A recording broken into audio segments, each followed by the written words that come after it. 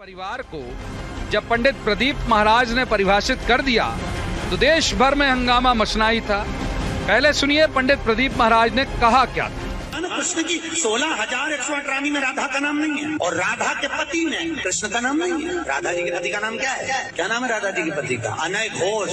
राधा जी की सास का नाम था जटिला, ननन का नाम था कुटिला। राधा जी का विवाह हुआ था ग्राम छाता। कहाँ की रहने वाली थी राधा? जम के बोलो। बरसाना।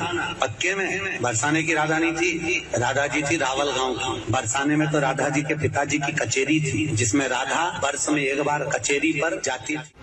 इसमें कोई दो राय नहीं और ये स्थापित तथ्य है कि पंडित प्रदीप महाराज न वेदों के ज्ञाता हैं, न उन्होंने किसी शिष्य परंपरा के तहत वेद पुराण उपनिषदों का अध्ययन किया है। वे तो शिव महापुराण के नाम पर कथा सुनाते हैं, लोगों को कई तरह के टोटके बताते हैं, रुद्राक्ष बांटते हैं और करोड़ों अनुयायी बनाते जा रहे हैं। जाहिर है कि उनकी तुलना में कई प्रकांड पंडित देश में हैं जिनके अध्ययन के सामने प्रदीप महाराज बहुत बौने हैं। सभी ने एक स्वर में विरोध शुरू किया।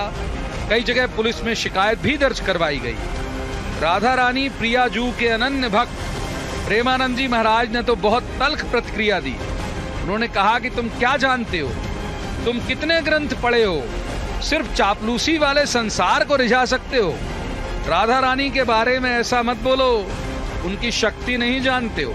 ऐसी धूर्तता से शब्द निकले थे कि ऐसा लग रहा था कि नजदीक हूं तुमको बताऊं कि राधा क्या तत्व है। अभी तुम क्या समझते हो? भोली भाली किशोरी को ऐसा मत समझ लेना। उनके जन ऐसे हैं कि तुम्हारे सर्वनाश करने में बिल्कुल समर्थ हैं। एक संकल्प में न तो लोक लायक रह जाएगा न परलोक लायक रह जाएगा, पक्का। ये परिणाम बोल रहा हूं, माइक से बोल रहा हूं, चिल्ला के बोल रहा हूं। कोई नहीं बचा सकता उसको। या तो जाए बरसाने और साष्टांग दंडवत होकर महारानी जी के सामने घुटने टेक दे कि मेरे से गलती हो गई, मैं आपकी महिमा को नहीं जानता, तो अत्यंत दयालु कृपालु लाडली क्षमा। जब देश भर के संत समाज का गुस्सा देखा तो जाहिर है कि प्रदीप महाराज को भी शरणागत होना ही था। वो हुए भी। ब्रज में इतने रसिक संत है प्रेमानंद जी महाराज, अगर वो एक फोन कर देते कि प्रदीप तुझे आना है, उनका ये दास दंडवत करता करता उनके चरणों में पहुंचकर उनसे बात करता रहा। उनके लिए मेरे ये प्राण भी उनके चरणों में निछावर हैं। अगर वो बोलते तो मैं उनके चरण धोकर आचमन कर कर जवाब देकर आता। इतने रसिक संत हैं, उनका प्रणाम करता हूं मैं, उनको नमन करता हूं मैं, जिनकी जिह्वा पर इस बावरे का नाम तो आया, कैसे भी आया, कल्याण तो हो गया। विद्वान संत और कथावाचक में बहुत बड़ा फर्क है। कथावाचक कोई भी थोड़े से प्रयास से हो सकता है। आप देखिए कि बहुत सारे कवि कथावाचक बने हुए हैं, लेकिन विद्वान संत बनने के लिए बहुत तप, त्याग, समर्पण और श्रेष्ठ गुरु से ज्ञान लेना पड़ता है। प्रदीप महाराज लोकप्रिय अपने ज्ञान के कारण नहीं, बल्कि उन टोटकों के कारण हुए हैं जो लोगों को फायदे कर जाते हैं।